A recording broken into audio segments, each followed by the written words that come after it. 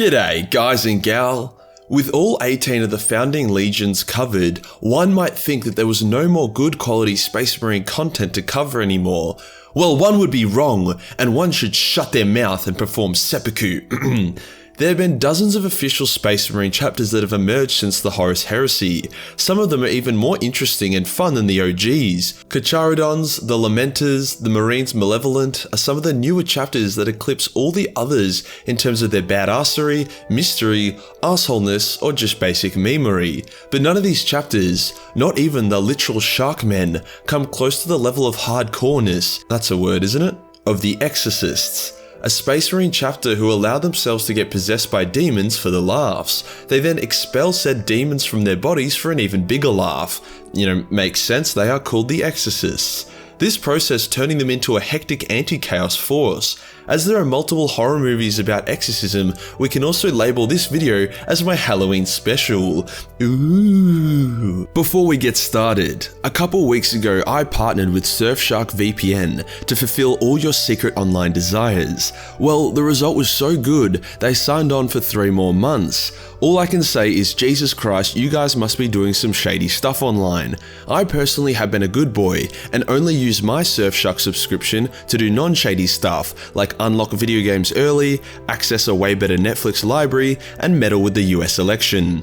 You too can join me on this legitimate crusade for only $2.20 a month with 3 months free due to a hectic 83% off Majorkill exclusive deal that you can claim by clicking my link below or using the code Majorkill. That's honestly redonkulous. Imagine how much better life would be if you got 83% off everything. If you don't know why Surfshark VPN is a solid purchase, then I'll quickly explain what a VPN is. Basically, it's a software that allows you to route your IP through a different country. This means you can access that country's local internet whilst hiding your identity. This allows you to access features of region-locked websites, get around pesky government firewalls, or just cosplay as an Australian, which is obviously the #1 reason. If for some bizarre reason you are unsatisfied with your newfound internet VPN powers, then Surfshark offers a 30-day money-back guarantee. Thank you Surfshark VPN for sponsoring this video. Today we'll cover who the Exorcists are, how they came into being, and what makes them so fun as a chapter. We'll also cover some of the more relevant characters and finish up with what they have achieved. Let's get into it.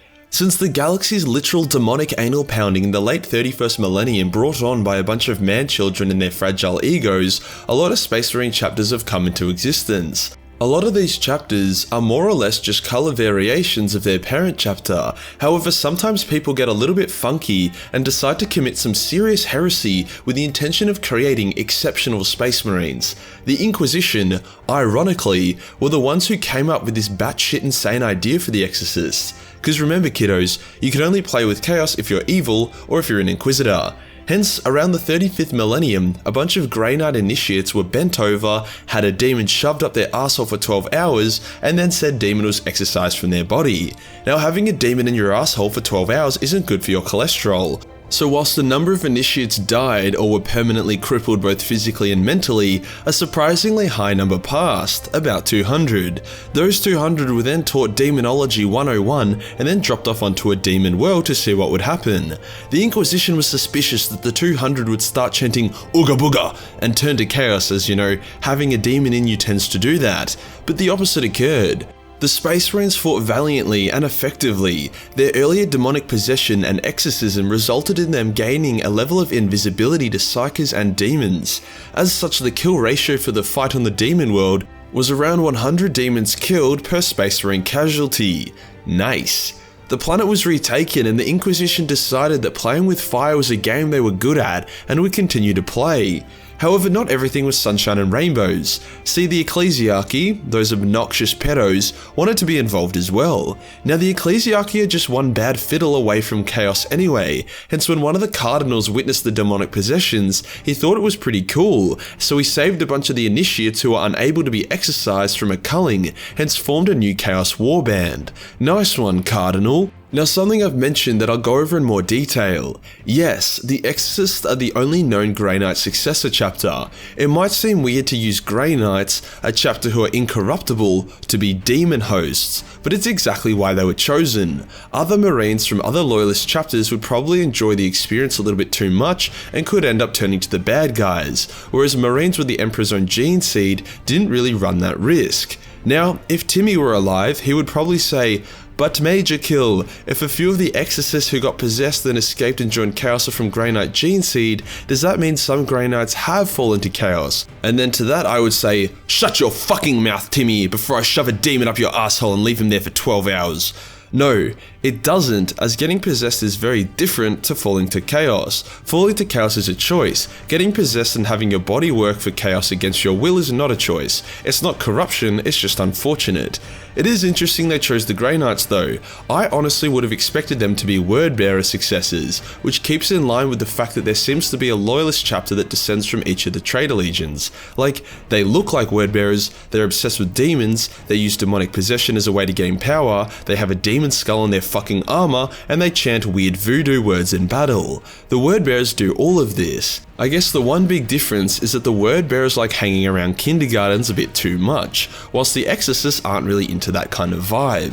Anywho, the Exorcists became a fully fledged chapter with a very high initiation failure rate for obvious reasons.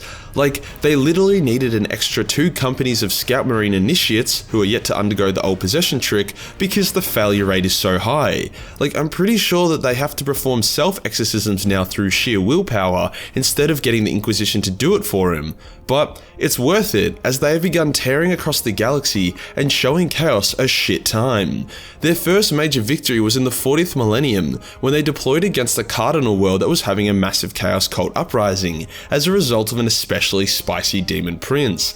They cut their way through the planet, slaughtering thousands of cultists before they were finally able to confront the prince and his demons. A massive battle broke out, as the prince was able to cut through Terminators and even took out their dreadnought, despite the dreadnought doing some damage. Eventually the demon prince got destroyed at a cost of a third of the Exorcist chapter's numbers. Now this sounds like a bit of a Pyrrhic victory, almost like a failure, until you realize that this demon prince was so powerful that it was considered to be a god, and almost any other chapter other than the Exorcists, or the Grey Knights, would have failed to beat him. From there they would fight against multiple Black Crusades, and even face off against the Tyranids. See, whilst they were specialised in fighting demons, they were still awesome at everything else. Hence they were able to save a planet from a massive Gene Stealer uprising by just killing all the Gene Stealers. A big point here is that the Exorcists display a level of morale and courage even higher than that of a normal Astartes, as once you've had a demon inside you for 12 hours, there really isn't much in the galaxy that can freak you out. They would prove their might once again by partaking in the Badab War, a Space Marine civil war brought upon by some Titsnitchian bullshit and a big misunderstanding. The Exorcists would smash through the rebellious chapters with their captain, the gigantic Silas Alberek, killing the Astral Claw chaplain in single combat by using an aptly named power mace called Hellslayer. From there they would go on to cleanse multiple demon worlds, fight in the War for Armageddon, fight in the Battle for Cadia, as well as being very involved in the Indomitus Crusade. These guys are very proactive when it comes to killing shit, and just like all the other wacko chapters I mentioned at the start of this video, they tend to get shit done. Other than the Lamenters, but they try their best. Now, despite being a bunch of edgelords, with their demonic vibe and their homeworld literally being called Banish, they are very codex compliant and do things by the book. They aren't assholes and they are really sensible, which is the main reason why they're able to fuck with Chaos without any worries. They even have different specialists for different demons, once again proving that the solution to the galaxy's problems is just a bit of common sense. Their top warrior is being called the Ekondian Guard, I think. A bunch of veteran exorcists in Terminator armor who have killed one or more fully manifested demons in single combat. Hell yeah.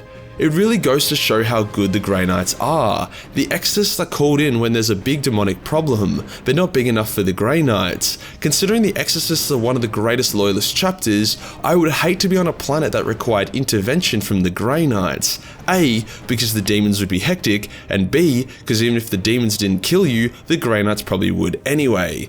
Now, what notable exorcists are running around exorcising people? Well, there is their first ever chapter master, Enoch Trismegistus, who the OP Eknunian Guard, I think, are named after, and whilst he's cool and all, Captain Silas Alberecke is the real cool cat of the chapter. Firstly, he's massive, standing a lot taller than other Astartes, and he's not only survived, but was able to remain uncorrupted when a bit of a demonic incident sent him into the warp for a bit. This was also when he was an initiate and hadn't had his arsehole plugged with the demon yet. As mentioned, he was also a hero of the Badab War, and smacked a bunch of naughty renegades into shape, killing the Astral Claw chaplain in single combat despite copping some nasty wounds beforehand. Beast. Next up is Librarian Malachite, who was the exorcist who landed the key killing blow on the demon prince that decimated his chapter. He did this by firing a penetrative force spear at the demon's heart.